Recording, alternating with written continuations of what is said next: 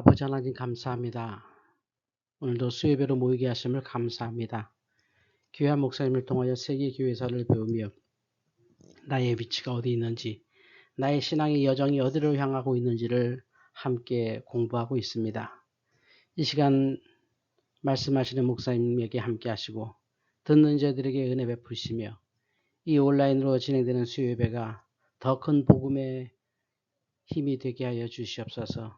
모든 것 주께 맡겨오며 귀하신 예수님의 이름으로 기도하옵나이다. 아멘. 사도신경. 나는 전능하신 아버지 하나님, 천지의 창조주를 믿습니다. 나는 그의 유일하신 아들, 우리 주 예수 그리스도를 믿습니다. 그는 성령으로 잉태되어 동정녀 마리아에게서 나시고 본디오 빌라도에게 고난을 받아 십자가에 못 박혀 죽으시고 장사된 지 사흘 만에 죽은 자 가운데서 다시 살아나셨으며 하늘에 오르시어 전능하신 아버지 하나님 우편에 앉아 계시다가 거기로부터 살아있는 자와 죽은 자를 심판하러 오십니다. 나는 성령을 믿으며 거룩한 공교회와 성도의 교제와 죄를 용서받는 것과 몸의 부활과 영생을 믿습니다. 아멘. 찬송가 295장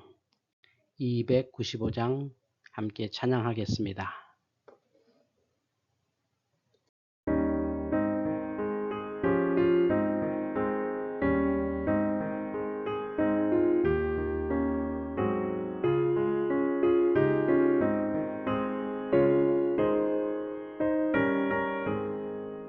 큰 죄에 빠진 나를 주 예수 건지사 그 넓은 품에 다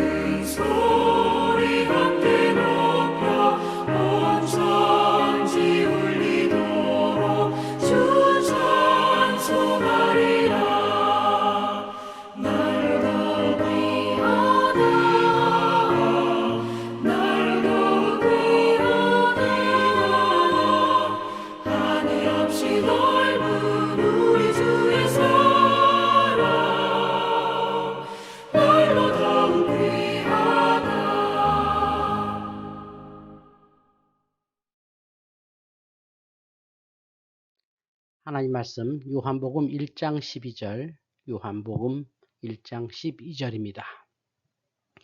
영접하는 자, 곧 그 이름을 믿는 자들에게는 하나님의 자녀가 되는 권세를 주셨으니 아멘. 하나님의 선교의 관점에서 세계의 교회사를 산책하는 여정에 오신 여러분 환영합니다. 저는 송인설 교수입니다. 오늘은 네 번째 시간으로 중세 교회의 기독교 세계 크리스텐덤에 대해 살펴보려 합니다.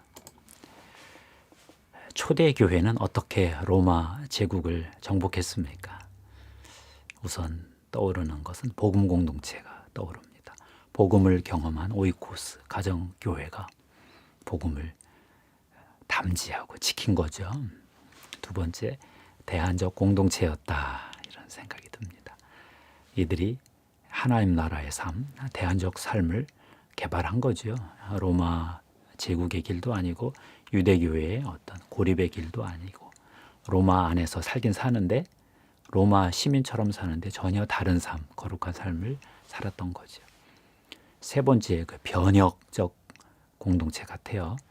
여성이 우대받고 어린이가 존중받고 가정이 아주 중요하게 여겨졌습니다. 약자, 병자가 보호받았고요.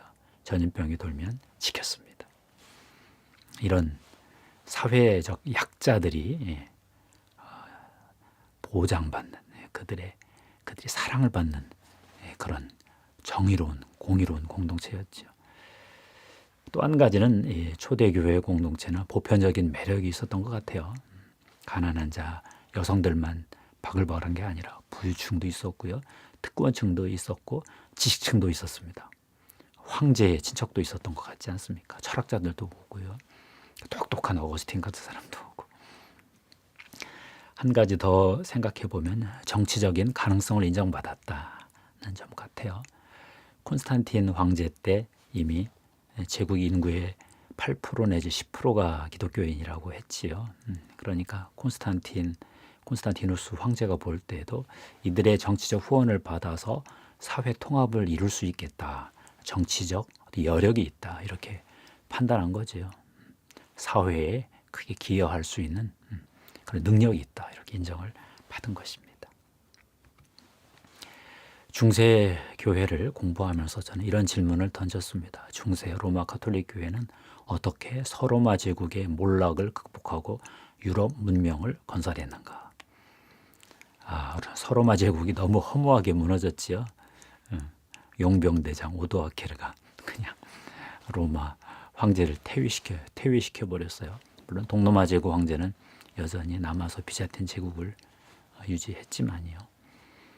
중세 전기 초기는 참 힘들었습니다. 바바리안 게르만족들이 완전히 이렇게 군웅 활거를 하면서 지역주의, 각자 자기들끼리 이렇게 살고 있는 그 무질서한 곳 속에서 교회가 어떻게 고대 교회 문명을 유지하면서 새로운 질서를 창조할 수 있을까?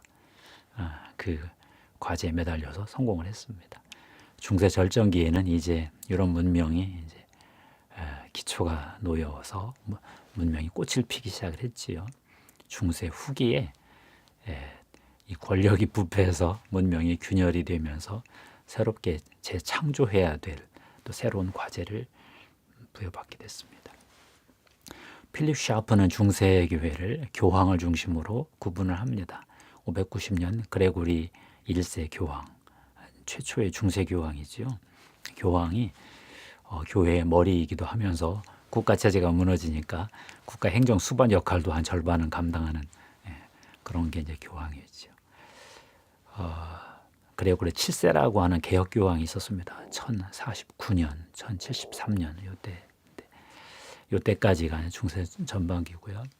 그레고리 7세부터 보니파키우스 8세라는 교황, 그때까지 중세 절정기 한 250년간 로마 가톨릭 교회가 잘 나갔지요. 그러다가 절대 권력이 부패해서 1294년 이후 보니파키우스 8세 교황이 퇴위하고 나서 루터가 종교개혁 일으키기 전까지 가톨릭 교회가 좀 엉망이었습니다. 중세 문명 자체가 그때 균열되어서 더 그랬던 것 같아요. 중세 시대 때 서방 교회 중심으로 강의를 할 수밖에 없는데 그 전에 동방 정교회, 동방 동로마 제국, 비잔틴 제국 이야기 잠깐만 하고 가려고 합니다. 중세 시대의 교회의 특징은 동로마나 또 서로마나 비잔틴 제국이나 서로마 제국, 로마 가톨릭 교회나 크리스텐돔, 기독교 세계라는 공통점이 있었습니다. 크리스텐돔이 뭔가요? 기독교가 지배하는 국가나 사회 체제를 말합니다. 기독교가 법과 정책, 정치적 이념, 관습, 문화를 지배하고요. 국가가 교회를 또 밀어줍니다. 교회와 사회가 동일 영역에 걸쳐서 상호 협력을 하는 거지요. 4세기 313년 콘스탄티누스 황제의 밀라노 칙령부터 시작을 해서 18세기 계몽주의까지 가면 1400년이고요. 1950년대까지 가면 문화적 어떤 기독교 세계까지 포함하면 1600년 긴 기간입니다. 중세 교회는 국가의 모든 조직을 갖춘 유사 국가기관이었습니다. 법과 법원, 세금 징수관, 관료적 행정기구, 기독교 세계 시민, 파문권 이런 것이 있었습니다. 다만 강제력은 없었고 강제력을 동원해야 될 때는 세속 군주의 힘을 빌렸죠. 그렇지만 교회는 여러 나라의 시민을 다스리는 면에서 국가나 왕을 능가할 때도 많았다. 그런 특징이 있었습니다. 서방 로마 가톨릭 교회의 크리스텐돔을 보기 전에 동방 정교회의 크리스텐돔을 잠깐 보겠습니다.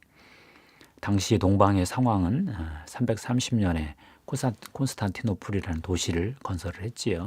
콘스탄티노플이라는 도시를 건설한 황제는 콘스탄틴 황제죠. 동로마 제국이 쭉 지속이 됐다가 오스만 투르크, 우리에게는 돌궐족으로 익숙한 오스만 투르크가 1453년에 이쪽 비잔티움을 점령해 버렸죠. 그래서 무너졌습니다. 그 긴 그 사이에 632년에 모하메드가 사망하면서 이슬람이 전 세계로 확장이 되는 엄청난 충격파가 있었습니다. 그 당시 교회의 위기는 칼케돈 정통파와 단성론파의 갈등이 있었고요. 네스토리우스 교회가 분리되어서 동방선교를 하게 되는 어떤 그런 분열 상황이 컸습니다. 동방정교회 비잔틴 정교회의 과제는 사도들의 신앙을 보존하고 고대 세계의 전통을 유지하는 것이었습니다. 이 과정에서 최고로 큰 역할을 한 분은 이제 황제들이죠. 황제 교황주의라고 해서 콘스탄티누스 황제를 중심으로 해서 유스티니아누스 황제 이런 분들, 이 황제들이 공의회를 소집을 해서 교회 문제, 교리 문제에도 직접 개입하고 또 그들이 공헌도 많이 했습니다. 성상 논쟁 같은 데서는 황제들이 좀 실수를 좀 많이 또 했고요. 러시아 선교가 이루어졌죠. 988년에 키예프의 대공 블라디미르가 이쪽 비잔틴 정교회의 세례를 받았습니다. 십자군 전쟁의 약탈도 있었고 몇 번 서방 교회와 화해하려다가 결국 1453년 오스만 투르크에게 망했다. 그랬죠. 결과적으로 중세 시대의 동방정교회 전체를 보면 비잔틴 기독교 세계를 건설을 했고 슬라브족을 선교해서 기독교화를 했고 동유럽 문명을 탄생시켰습니다. 헬라 문명, 동방정교회, 슬라브 민족이 연합된 그런 엄청난 문명사를 건설한 거죠. 정교회는 헬라 민족주의 형태로 생존을 해서 1830년대 그리스가 겨우 터키로부터 독립을 했고요. 이후에 러시아 정교회가 목소리를 높였습니다. 이제 서방교회 크리스텐돔 초기, 중세 초기를 보기도록 하겠습니다. 590년부터 1050년경까지 보는데요. 그 상황은 서로마 제국이 멸망하고 476년에 무너지고 스스로 그냥 주저앉았습니다. 게르만족들이 이동해 와서 점령한 거죠. 무정부 상태. 다행히 게르만 국가 중에 프랑크 왕국이 강해졌어요. 이들을 통해서 새로운 서유럽의 질서가 형성이 됐습니다. 7세기 이슬람 침략을 막아내느라고 스페인 쪽에서 막느라고 고생을 했고요. 9세기에는 바이킹, 노르만족들까지 쳐들어와서 먼저 쳐들어왔던 게르만족들이 나중에 쳐들어온 노르만족 바이킹하고 또 싸우고 힘들었죠. 프랑크 왕국이 강해지면서 봉건제도, 장원을 중심으로 농촌 경제가 지역주의식으로 이제 발전을 했습니다. 고대 로마 제국 황제가 어쨌든 다스렸는데 이때부터는 제후들이 각자 다스리는 것입니다. 제후들 중에 좀 강한 왕이 나타나면 조금 국가가 꼴이 되다가 또 무너지고 그런 일이 반복된 거죠. 교회의 내적 위기는 질서가 붕괴되었기 때문에 교회가 질서를 세워야 되는, 문명을 세워야 되는 전혀 생각지도 않았던 책임을 떠안게 되었습니다. 그러면서 게르만 왕들의 간섭 속에 봉건제도 영주들의 어떤 지배 속에서 가톨릭 교회가 자기 독립성을 확보를 못해서 애를 많이 먹었지요. 새로운 문명, 새로운 질서의 건설이 이 시대의 과제였고요. 이것을 감당해낸 주체가 넷이 있었는데요. 첫 번째들이 수도원의 수도사들, 두 번째가 수도사 출신 선교사들, 세 번째가 주교와 교황들, 네 번째가 게르만 왕들과 황제들, 이 네 세력이 힘을 합쳐서 중세 초기에 유럽 문명의 토대를 건설을 했습니다. 결과적으로 이제 복음이 게르만족들에게로 북유럽, 북서 유럽으로 스칸디나비아 반도까지 이렇게 전해진 거죠. 게르만의 기독교와 기독교 세계가 아주 이제 다시 새로운 모습을 띠게 된 것입니다. 서유럽, 서구, 북서유럽이 탄생한 거지요. 문화적으로는 그리스 로마 문화, 교회는 로마 가톨릭 교회, 인종은 여기에 게르만 민족이 또 추가돼서 중세 유럽 초기 현대 최고 센 문명을 만든 이들의 기초가 놓인 거죠. 크리스텐돔을 형성한 네 주체를 하나씩 살펴볼게요. 첫 번째가 수도원이라고 그랬죠. 수도원은 고대 시대에 형성이 됐어요. 개인적으로 수도하던 안토니우스, 공동체 수도원을 만들었던 바코미우스, 수도원 신학을 만들었던 갑바도기아의 세교부 바질, 리사의 그레고리, 나지안주스의 그레고리도 있었고 폰투스의 에바그리우스, 이런 뛰어난 사막 교부들, 신학자들이 있었습니다.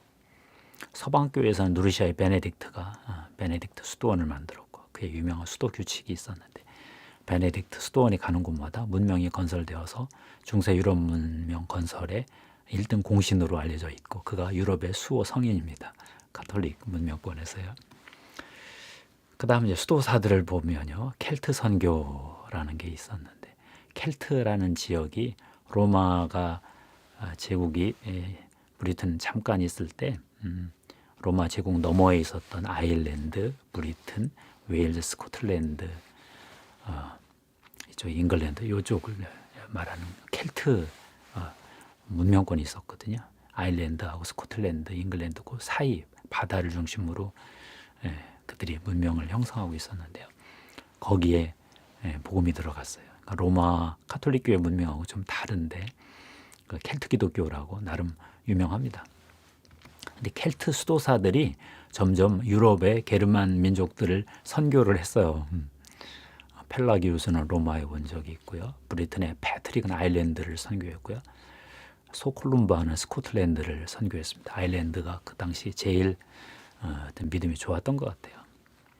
나중에 교황이 캔터베리의 잉글랜드, 캔터베리의 아우구스티누스를 브리튼에 보내가지고 선교를 했고요.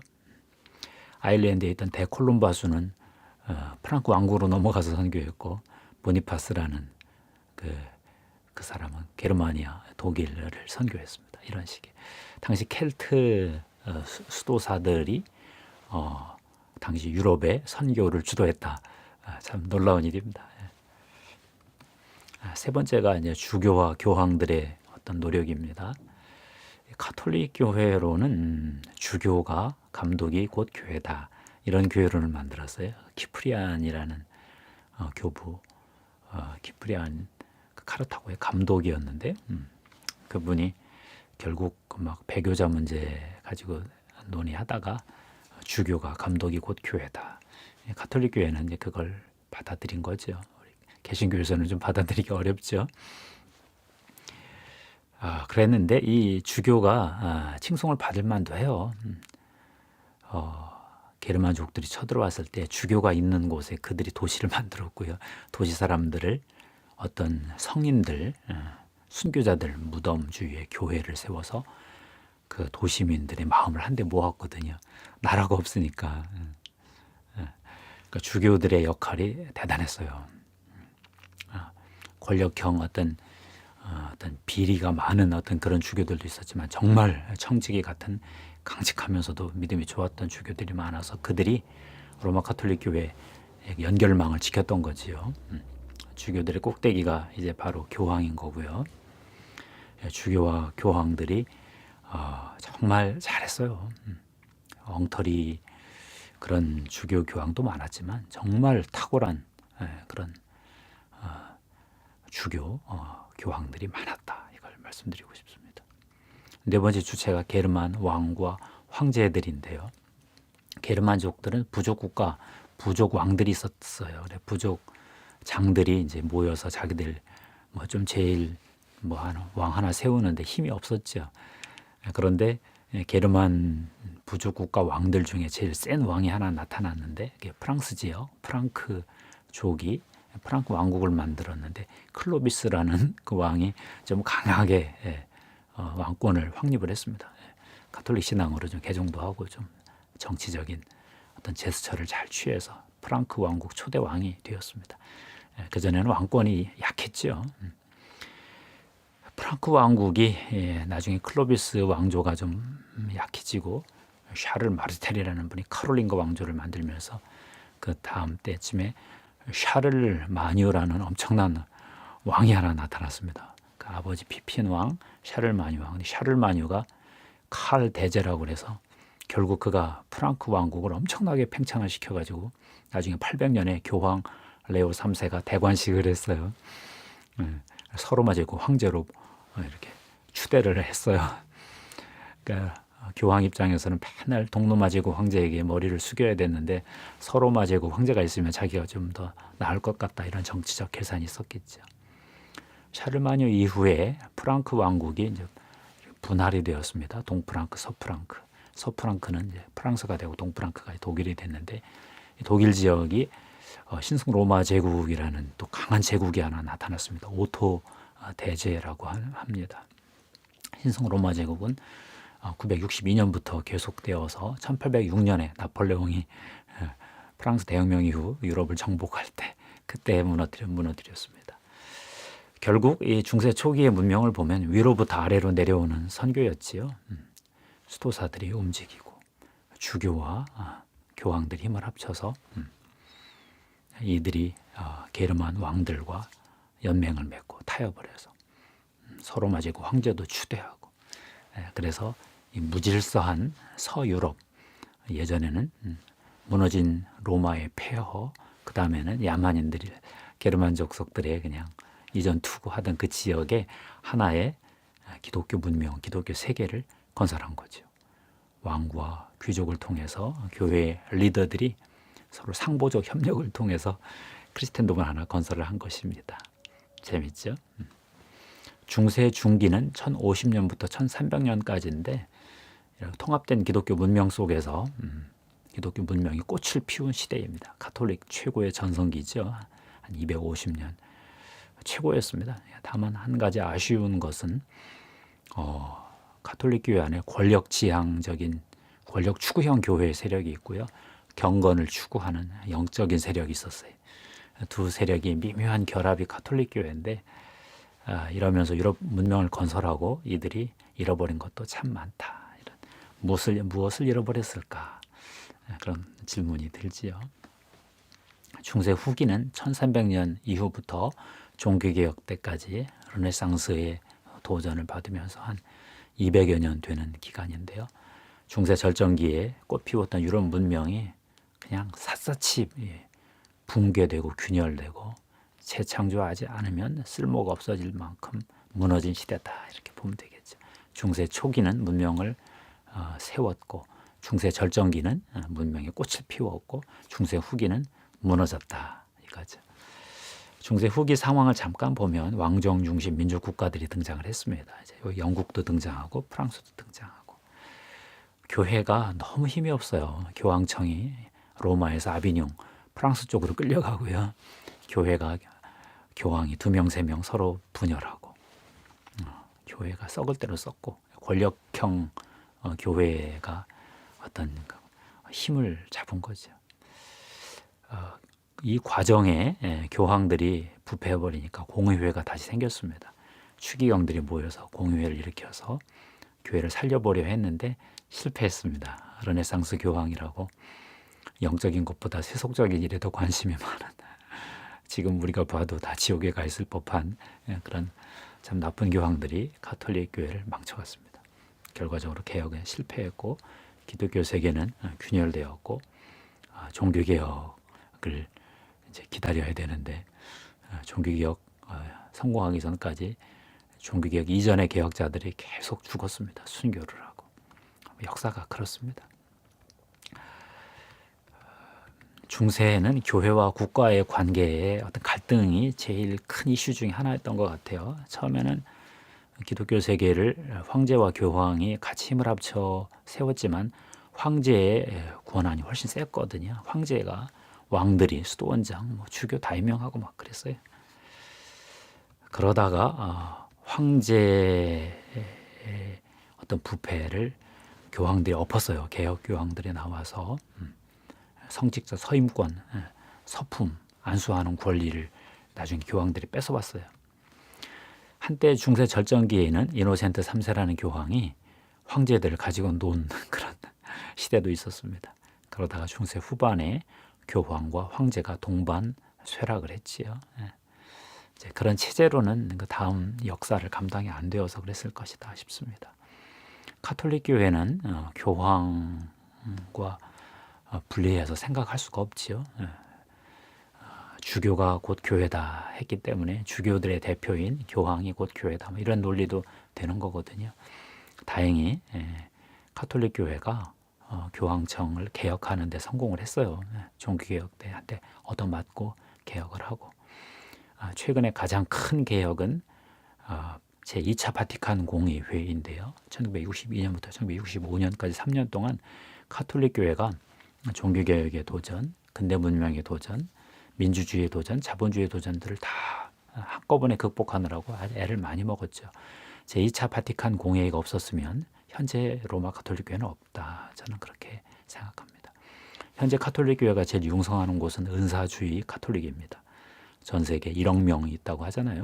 아프리카와 남미의 오순절 가톨릭이 세계 선교를 굉장히 열심히 합니다. 저는 그래서 가톨릭 교회를 이단이라고 생각하지는 않습니다. 감사합니다. 하나님께 영광 돌립니다.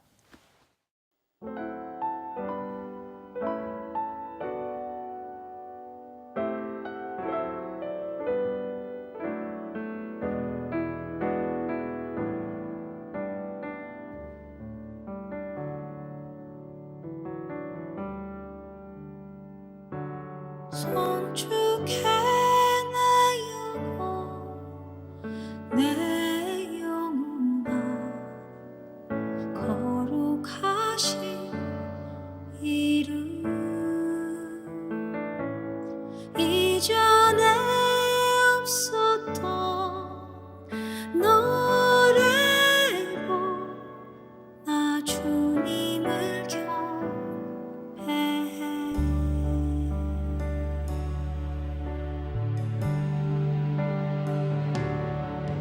해가 뜨는 새 아침 밝아네 이제 다시 주님 찬양 무슨 일이나 어떤 일이 내게 놓여도 저녁이 올 때 나는 노래해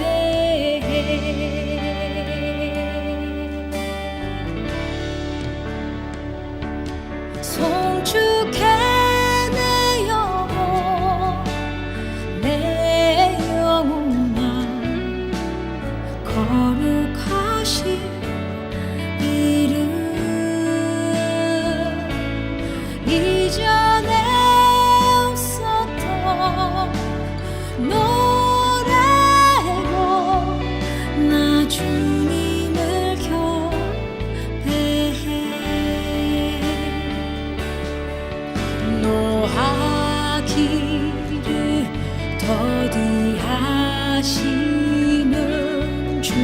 그의 크신 사랑 넘치네 주의 선하심 내가 노래하리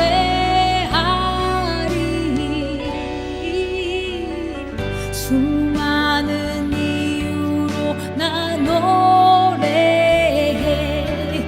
곧 그날에 나의 힘 다하고 나의 삶의 여정 마칠 때 끝없는 찬양 나 드리리라 수많은 세월 지나 영원히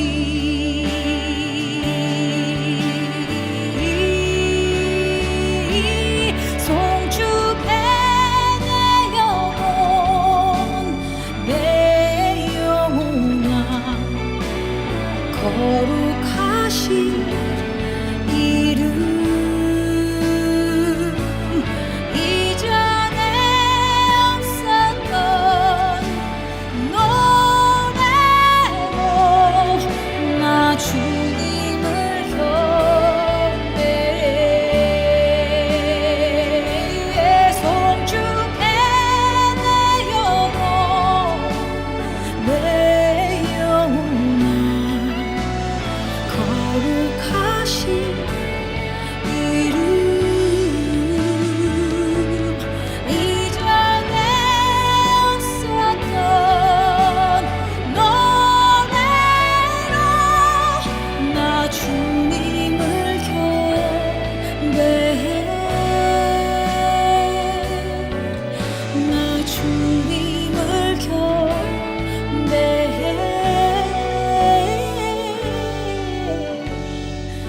나 주님을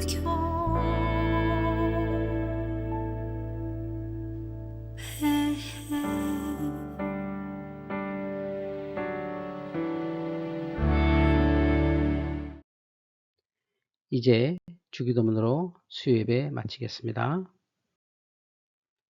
하늘에 계신 우리 아버지, 아버지의 이름을 거룩하게 하시며 아버지의 나라가 오게 하시며 아버지의 뜻이 하늘에서와 같이 땅에서도 이루어지게 하소서.